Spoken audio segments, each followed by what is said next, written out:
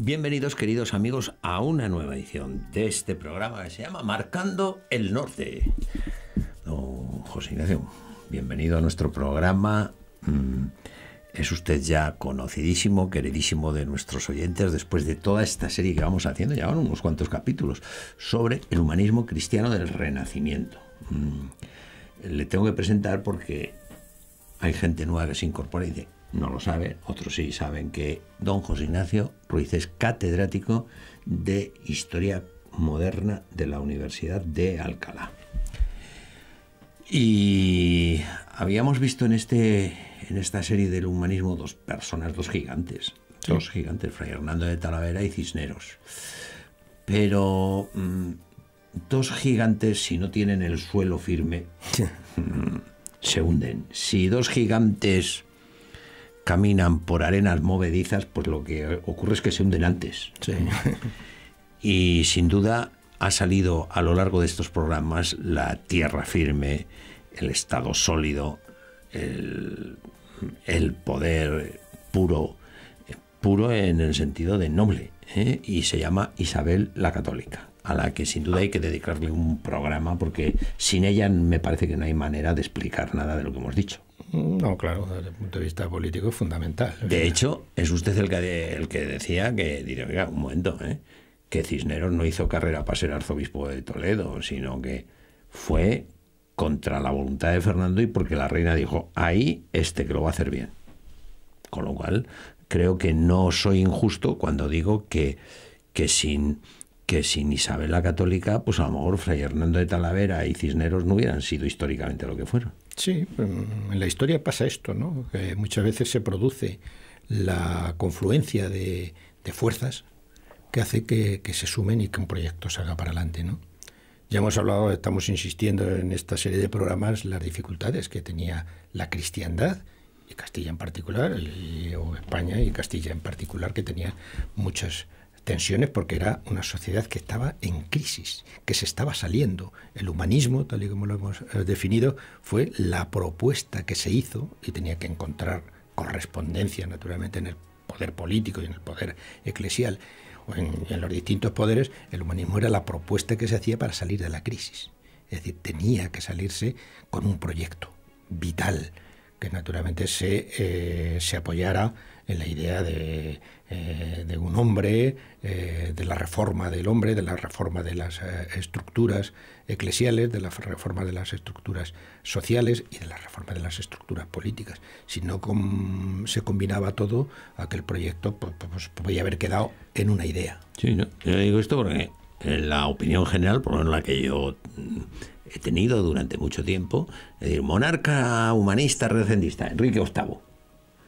Y de Isabel la Católica ni mención, Dice, oiga, un momento, aquí está. Bueno, pues vamos por Isabel la Católica, ese gran personaje, pero a mí sí me gustaría que antes del personaje me hablase usted de la persona. ¿Quién es? Yo digo, ¿quién era Isabel la Católica cuando era niña? Bueno, Isabel era hija de reyes, era hija de Juan II y de Isabel de Portugal, su madre. Era portuguesa, digamos, ¿no? Y de Juan II.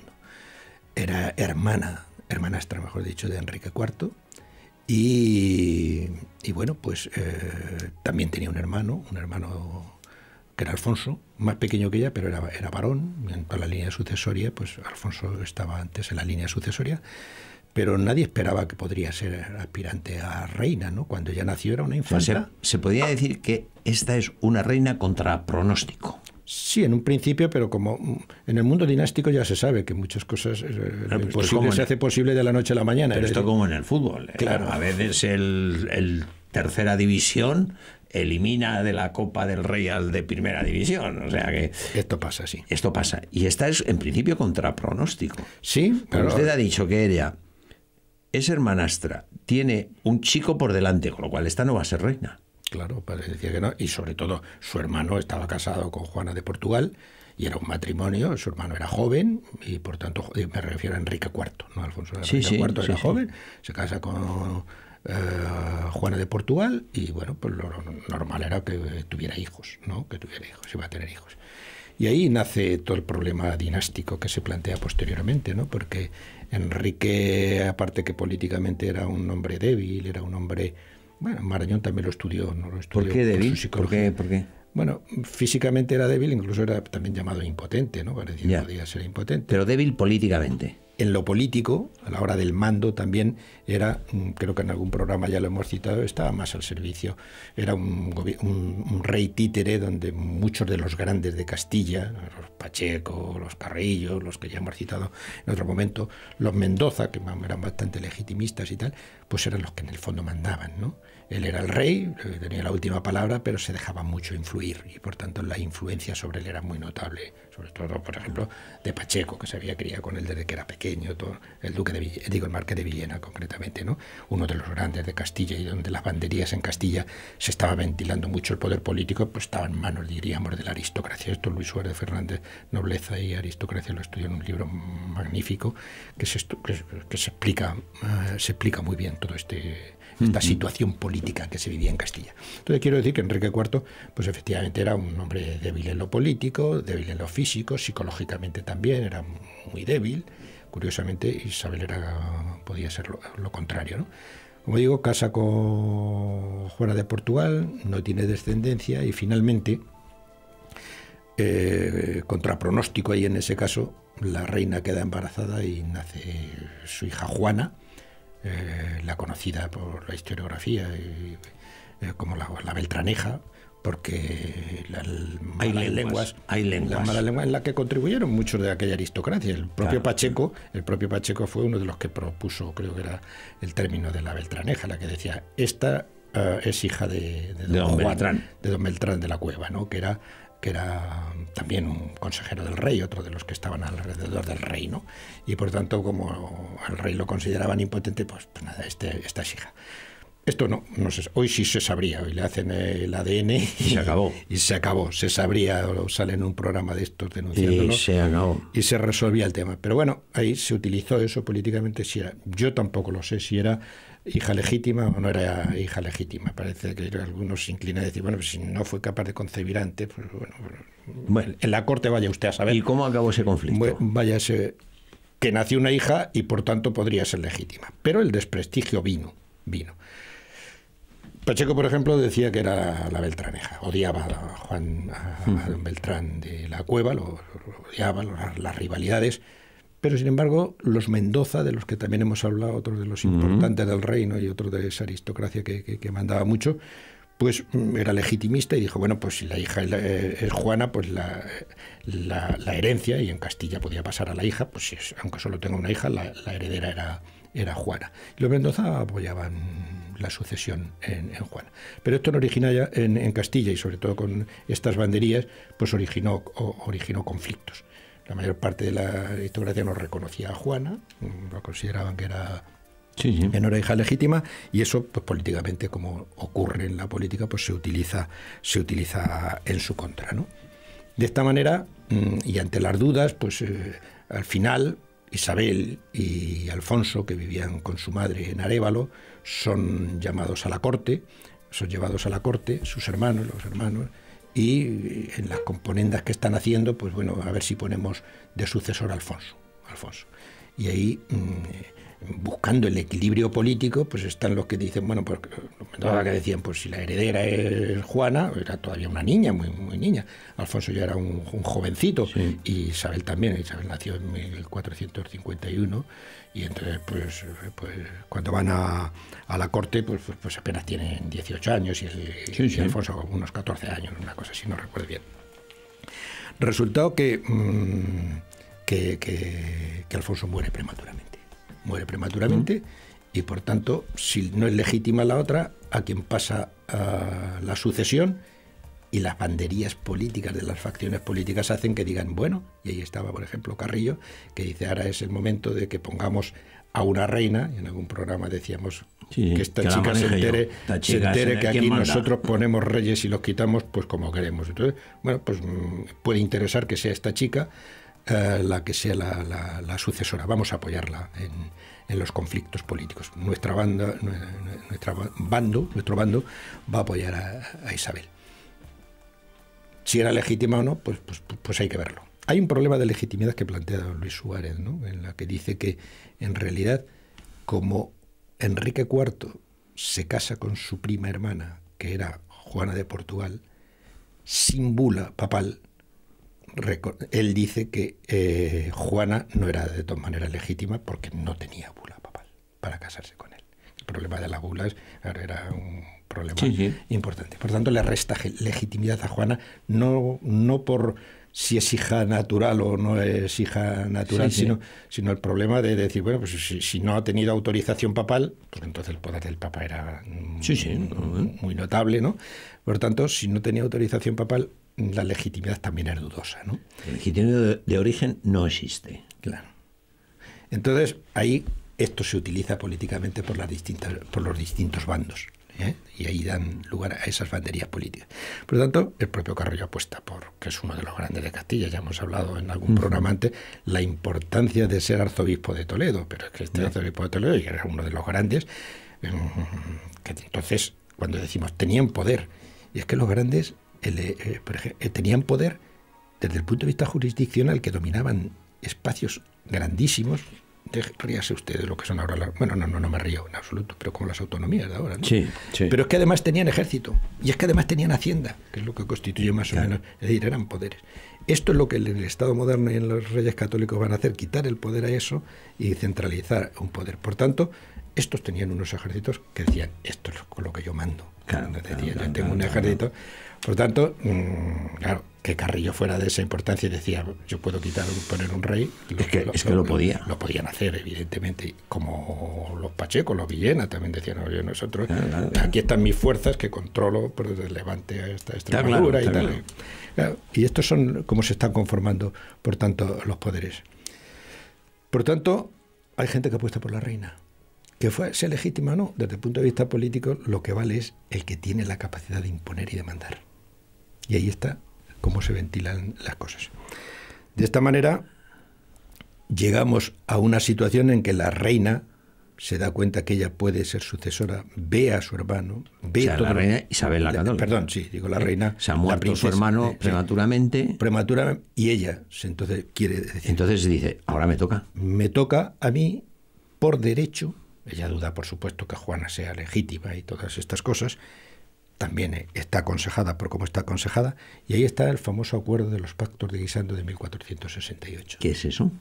Los acuerdos de los pactos de Guisando es que ella se reúne en las tensiones políticas de las facciones nobiliarias. Ella va a hablar con su hermano. Y le dice, vamos a ver, vamos a negociar. Yo te reconozco que tú eres el rey. Enrique IV. Enrique IV, yo te reconozco. Tú tienes que reconocer que mientras tú vivas, eres el rey, yo voy a ser la leal princesa de Asturias. Me Pero yo princesa como princesa de Asturias, en los famosos pactos de Guisando. Y él lo firmó, lo reconoció. Claro, también tenía ella se presentaba y con los que se presentaba diciendo que...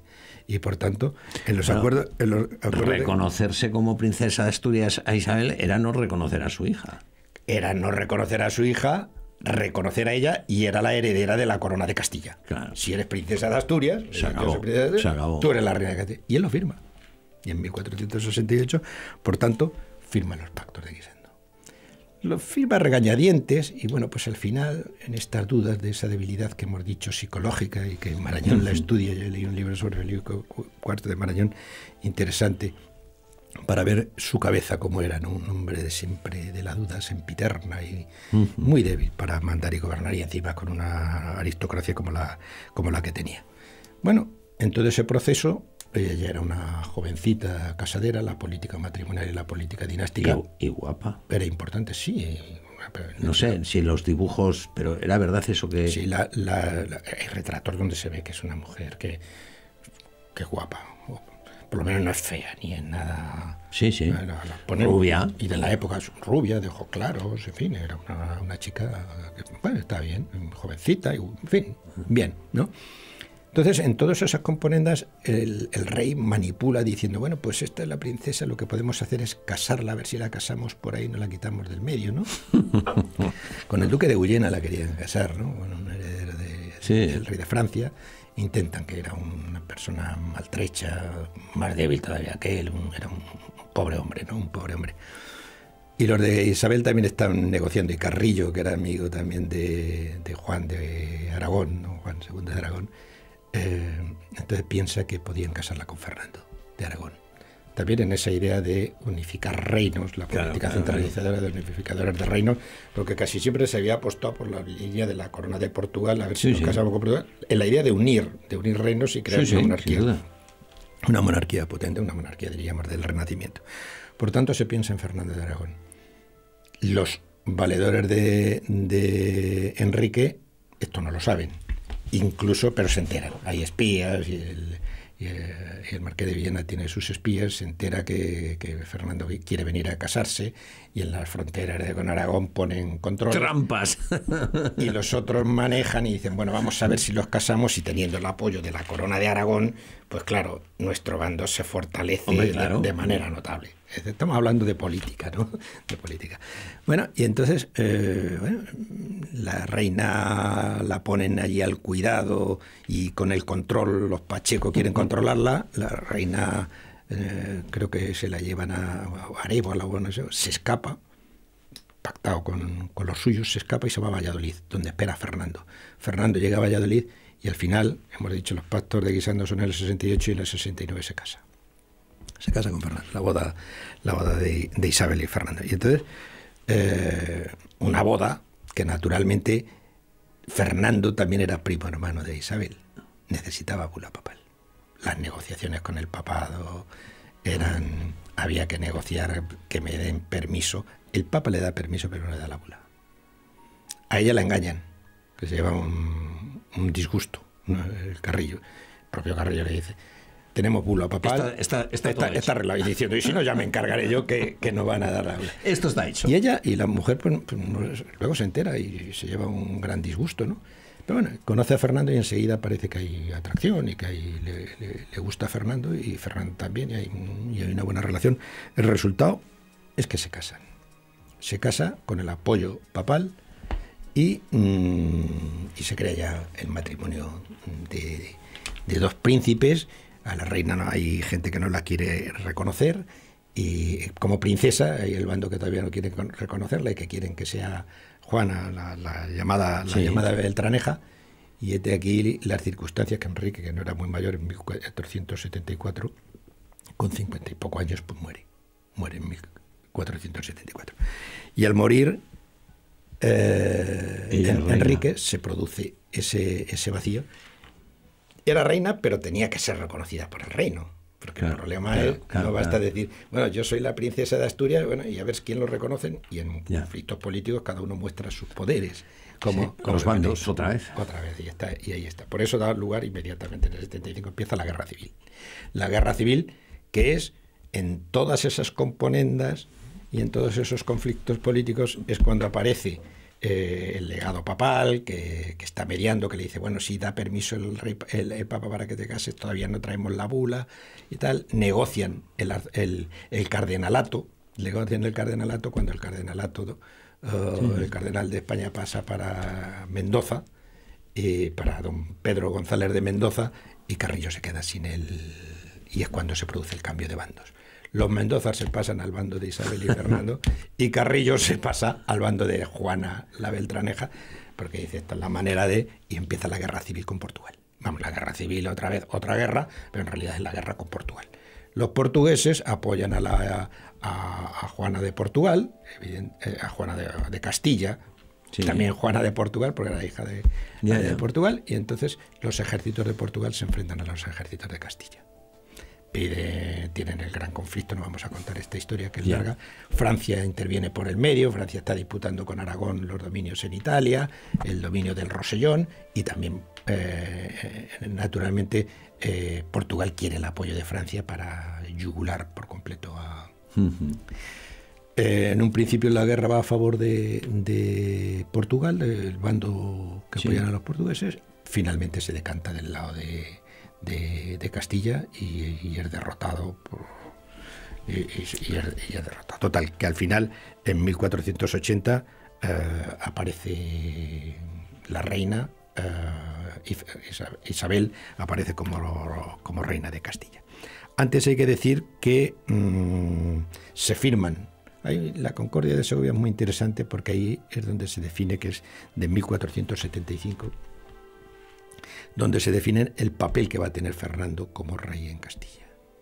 Va a gobernar con ella, pero ella se reserva las competencias, sobre todo para todo lo de Castilla, y limita el poder de Fernando, aunque lo va a hacer gobernar también con Fernando.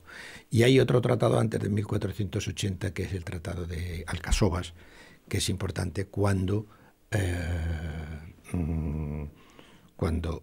en los conflictos que tienen con Portugal, como estamos a punto de producirse el descubrimiento de América, se va a hacer el reparto, que luego se sanciona totalmente en las Cortes, en el Tratado de Tordesillas de 1494. Una pregunta que le quería hacer antes de acabar. Lo del título de católico, católica. Sí. ¿Eso responde a qué? Bueno, el papado había reconocido a los reyes, siempre pedía apoyos. Como no tenía el poder del emperador, ya era más limitado que el poder de otros príncipes, de otros emperadores en su reino, tenía siempre el apoyo de los príncipes, o del emperador, o de los príncipes importantes. El rey de Francia buscaba el apoyo del rey de Francia o de los reyes de Castilla, claro, en cualquier caso, que le apoyaran.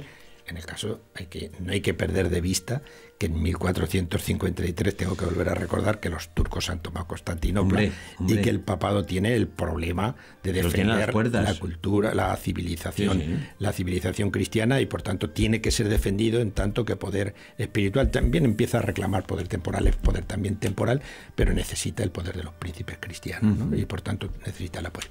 Al rey de Francia le había dado el título de cristianísimo. Era el rey cristianísimo. Y a finales del siglo XV, no recuerdo muy bien si fue por el 97, por ahí, el Papa concede el título de reyes católicos a los dos. Ahí es donde sale. Por un título, una concesión, esto es una dignidad, pero que marca... Mi pregunta iba en qué se manifiesta en los hechos.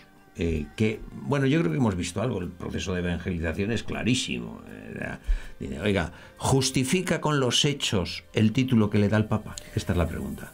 Hombre, con los hechos sí. Yo creo que, aparte que siempre fueron defensores de la cristiandad, habían culminado la Reconquista, habían seguido extendiendo la cristiandad en el norte de África, habían seguido extendiendo la cristiandad en las Canarias y en América, además del problema del turco.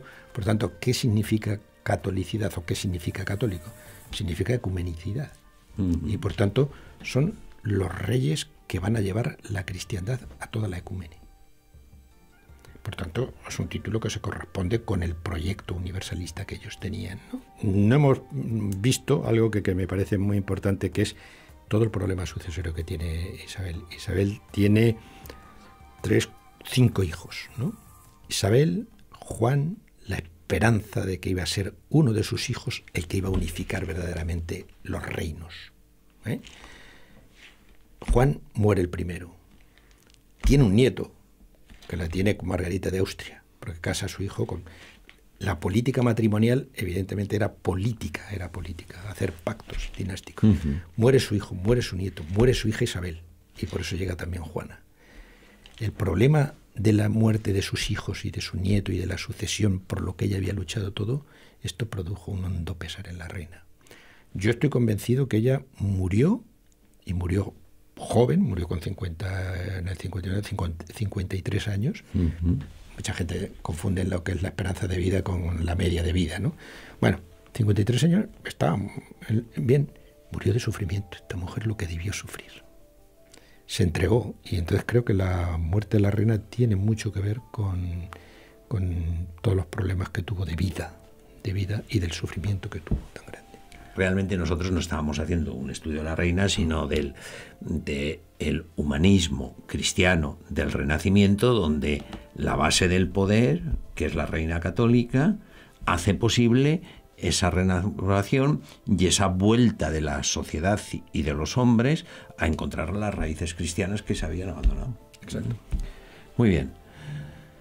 Don José Ignacio, muchas gracias por haber estado con nosotros. No, es un placer. Nos quedan un par de programas más. Hay dos personajes que quiero que nos hablen de ellos, como dijo usted, salió en su momento Santo Tomás de Villanueva, y otro personaje por ahí que no recuerdo quién Caballero es. de Gracia. Caballero de Gracia. Bueno, pues queda usted emplazado para hablar de estos dos personajes. Y muchísimas gracias por haber colaborado con nosotros. A todos ustedes, queridos amigos, muchísimas gracias por habernos acompañado, y decirles que a cambio nosotros nos vamos a poner a trabajar para que dentro de unos días podamos ofrecerles una nueva edición de este programa que se llama Marcando el Norte.